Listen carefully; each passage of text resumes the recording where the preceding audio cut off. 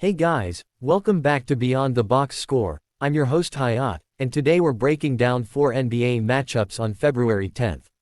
We're talking Rockets Kevin Durant vs Clippers, Indiana at New York, Spurs Stephon Castle vs Lakers, and Phoenix Suns vs Dallas.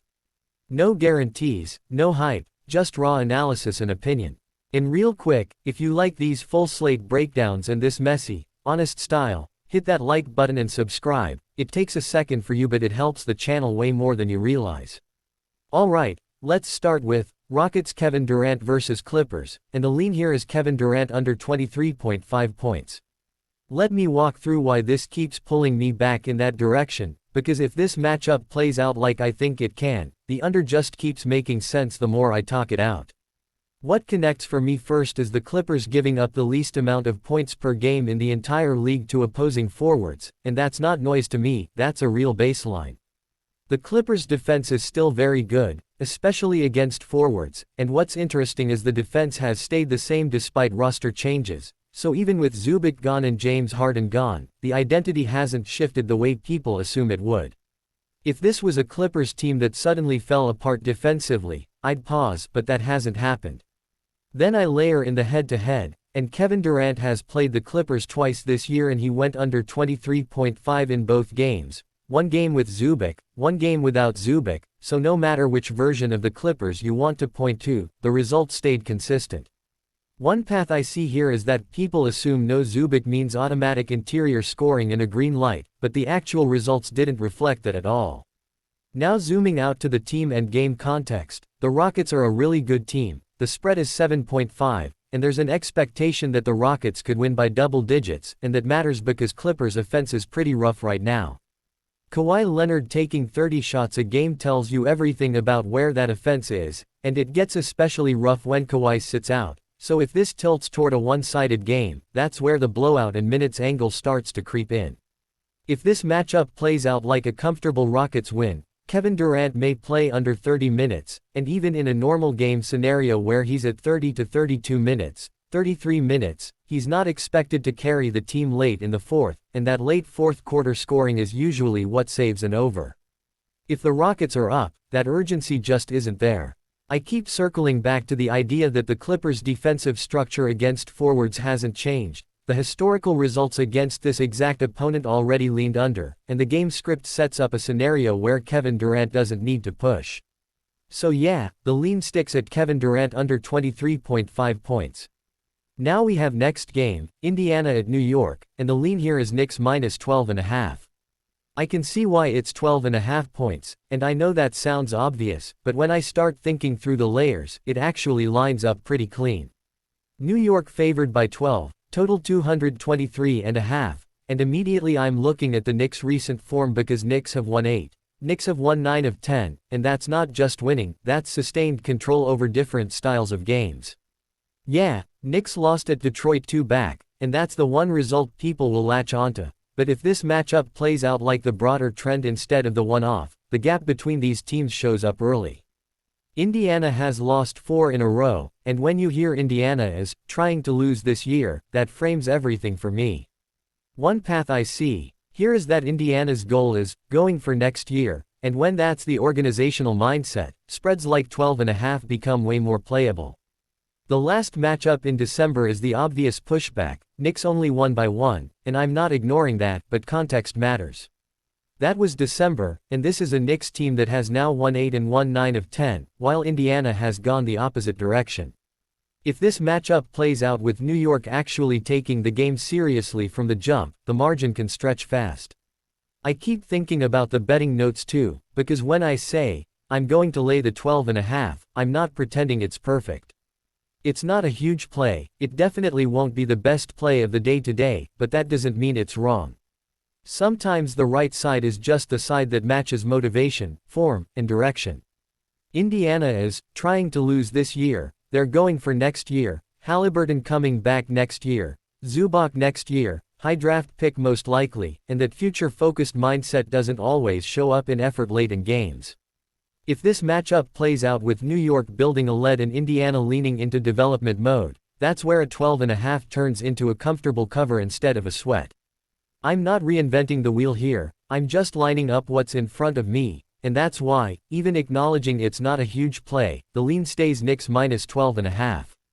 Quick pause here. If even one of these leans has made sense to you so far, do me a favor and hit that like button. It tells me you guys actually want these full slate breakdowns and these long, thinking out loud runs.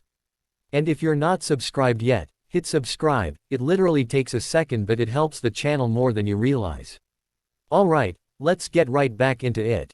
Let's roll on to next game, Spurs Stephon Castle vs Lakers, and the lean here is Stephon Castle over 5.5 assists.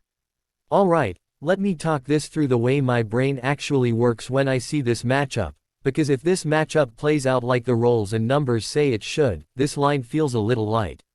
What connects for me immediately is the assists prop sitting with a goblin line at 6.5 assists and an alternate line at 5.5 assists. And the bet taken is over 5.5 assists, which already tells you there's a cushion built in. When I zoom into recent form, Castle has gone over the line 4 of last 5 games. And that's not just random variance to me, that's a trend over the last 5 games layered on top of strong play over the last month and strong play over the last 2 months. If this matchup plays out like those stretches, the ball is already in his hands enough for this to get there. Now, I know he's listed as a shooting guard and people will stop right there, but De'Aaron Fox is the point guard on paper and Castle realistically runs the offense, and that's the key distinction I keep coming back to. He averages most assists on the team, and if I'm backing an assists prop, I want the guy who actually initiates, not just the label next to his name. One path I see here is that the Lakers amplify this role because the Lakers give up the most assists in the entire league, and not just that, they give up the most assists to point guards, so even if Castle is listed as a shooting guard, functionally he's walking into the exact defensive weakness you want to attack. Then I look at the head-to-head results versus the Lakers, and he's played the Lakers 3 times this year, went over in 2 of those games, and barely missed in 1 game, which matters because that miss wasn't a dead number, it was right there. In those games, he recorded 8 assists and recorded 6 assists, so we already know this environment can push him into that range. If this matchup plays out like those previous meetings, the target is at least 6 assists, and that's literally all I need for over 5.5 to cash. Add in the back-to-back note, Lakers are on a back-to-back and this game is the second part of the back-to-back, and I start thinking about defensive communication slipping, rotations being late, and easy assist chances popping up. Projection-wise, Castle is projected to get 7 assists, possibly 8 assists. And when the projection lines up with the historical numbers and the matchup data, I don't feel like I'm forcing anything. The Wembanyama context matters too, because he played with WBY one of the 3 games against the Lakers, and in that game Castle had 8 assists, and playing with WBY helps assist totals, it just is, because the gravity creates reads that turn into numbers. If this matchup plays out with Castle running the offense the way he has been, against a defense that gives up the most assists in the entire league, on the second night of a back-to-back, I don't need a ceiling game, I just need him to be himself. That's why I keep coming back to it, that's why the bet taken makes sense to me, and yeah, the lean sticks at Stephon Castle over 5.5 assists. Next we have, Phoenix Suns vs Dallas, and the lean here is lay the points with Phoenix. Okay, Phoenix Suns minus 7.5, total 227. And I'll be honest, 7.5's about right when I start peeling this apart. If this matchup plays out like the current direction of both teams, the number isn't asking too much. Dallas has lost 7 in a row. And even when people try to soften that by saying Dallas covered in 2 of those games, the reality is Dallas is 2-5 against the spread in that stretch, and that's still a team consistently failing to meet expectations. Meanwhile, Phoenix has lost 3 of their last 4 games, so this isn't me blindly backing a hot team, but context matters. One Phoenix loss was at Portland, and Portland was described as a really banged up team, which tells me Phoenix didn't just lose to a contender, they dropped a game they probably shouldn't have, and that usually sharpens focus.